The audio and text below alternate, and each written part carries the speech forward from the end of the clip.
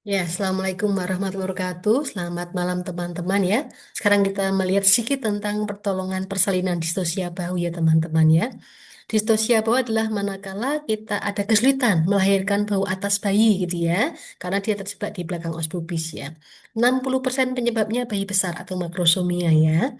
Nah, karena dia bayi besar maka ada risiko kompresi tali pusat yang lebih berat dibandingkan presbo. Kalau presbo teman-teman ingat ya, waktunya melahirkan pusat sampai leher 8 menit ya. Tapi pada distosia bahu karena ada risiko kompresi tali pusat lebih besar ya, maka waktu kita hanya 5 menit. Dengan waktu 5 menit berarti kita tidak perlu menunggu HIS ya. Yang kita andalkan hanya posisi micropad, kekuatan mengejan ibu, kemudian pertolongan yang benar gitu ya. Nah, karena banyak resiko komplikasi karena distosia bau ini, maka kita harus menghindari 4P teman-teman ya. Jangan lakukan 4P ini. Yang pertama, don't push. Jangan mendorong fundus eteri ya. Atau kita sebut kristeller gitu ya.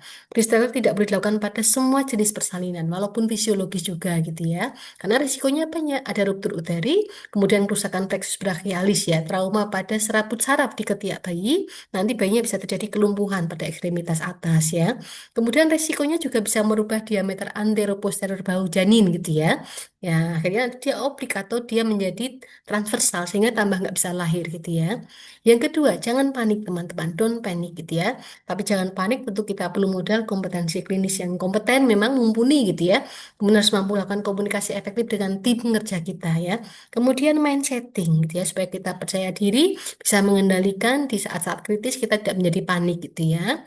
Kemudian yang ketiga, don't pivot, tidak boleh membantu putaran paksi luar, walaupun sangat tahu punggungnya punggung apa ya, dari palpasi jelas, dari DJJ juga puntung maksimumnya jelas ya, tapi tidak boleh melakukan bantuan dari putaran paksi luar ini ya. Kenapa ya? Karena lehernya terjebak di dalam vagina, sehingga memang dia tidak bisa memutar. Kalau kita bantu akan ini ya menyebabkan kerusakan jaringan ya, sehingga nanti ada resiko fraktur tulang servikal.